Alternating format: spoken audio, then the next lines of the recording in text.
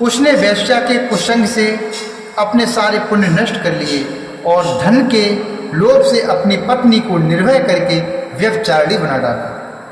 वह मृत्यु पर्यंत दुराचार में ही फंसा रहा। फिर समय आने पर उसकी मृत्यु हो गई।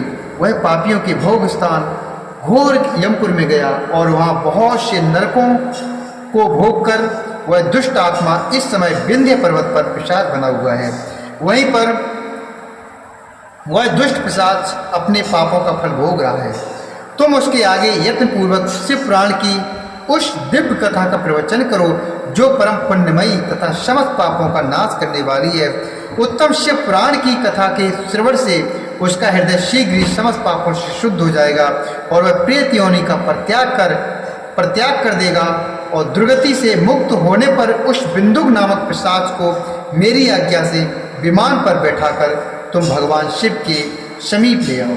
सूत जी बोले, हे शौनक, इत्यादिष्टो महेशान्या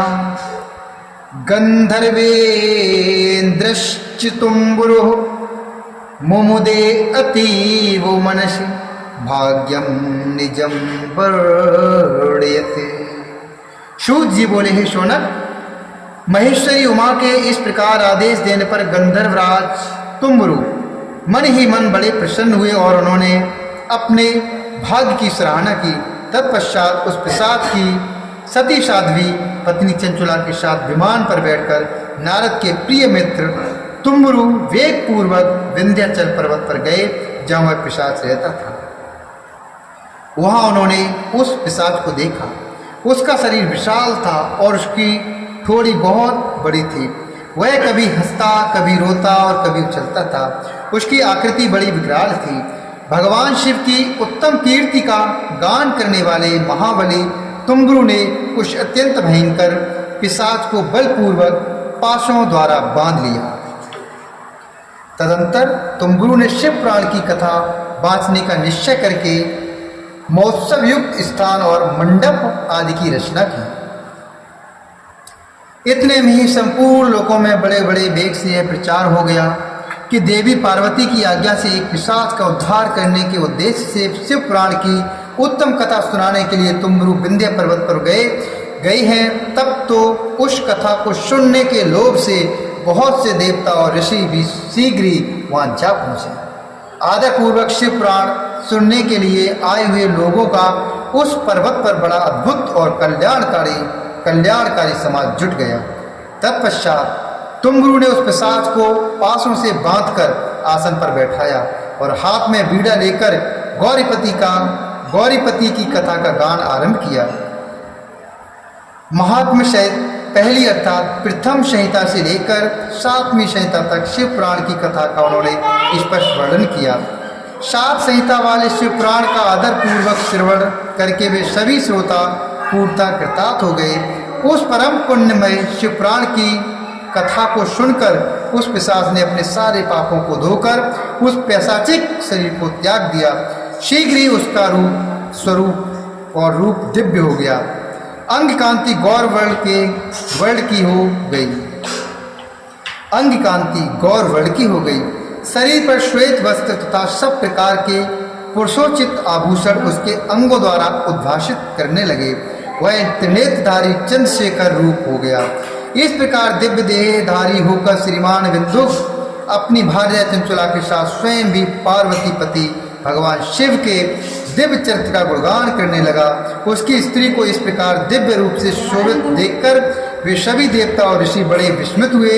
उनका चित्त परमानंद से भरपूर हो गया। भगवान महेश्वर का वह अद्भुत चरित्र सुनकर वे सभी श्रोता भगवान महेश्वर का वह अद्भुत चरित्र सुनकर वे सभी श्रोता परम कृतार्थ हो प्रेम पूर्वक श्री शिव का यशोगान करते हुए अपने अपने धाम अपने अपने लोक को चले गए। दिव्य रूपधारी श्रीमान बिंदु भी सुंदर विमान पर अपनी प्रीतमा के साथ बैठकर सुखपूर्वक आकाश में स्थित हो परम शोभा पाने लगा। तदंतर महेश्वर के सुंदर एवं मनोहर गुणों का गान करता हुआ वह अपनी प्रियतमा तथा तुम्बुरु के साथ शीघ्र ही शिवधाम में जा पहुंचा। वहां भगवान महेश्वर तथा पार्वती देवी ने प्रसन्नता पूर्वक बिंदु का बड़ा सत्कार किया और उससे अपना गढ़ बना लिया। उसकी पत्नी चंचला पार्वती जी की सखी हो गई। उस घनी भूत ज्योतिष स्वरूप परमानंदमय सनातन धाम में अविचल निवास पाकर वे दोनों दंपति परम सुखी हो गए।